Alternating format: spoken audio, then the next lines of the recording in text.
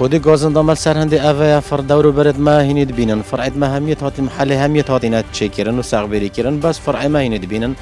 اف سمت وی سر و بریدا یعنی چارچوب کد باران بین نم شین سیارت خوبی نبردرگی نم شین عیال ما در کبشت مدرسه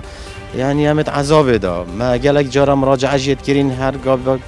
هر دم دابجت هینت بلانه دا و بلانه و سر تقریبا 7-8 ساله همت وی عذاب دا دهان جار سیارت کرین و همی چوینه بلدیه و دیفچون میت کرین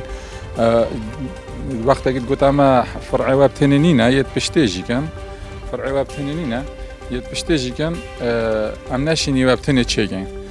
دیمایی که ما خوگرد یت پشماجی خره چکرین یه ما نفر فرع تنه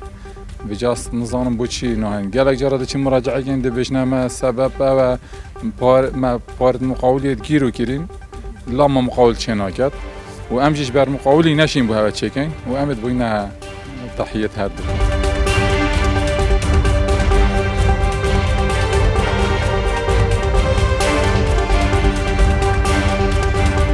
موسیقى گوند ایک پروژه مید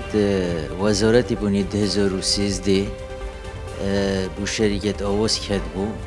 تقریبا 5 سالش شوله خوکر بوجی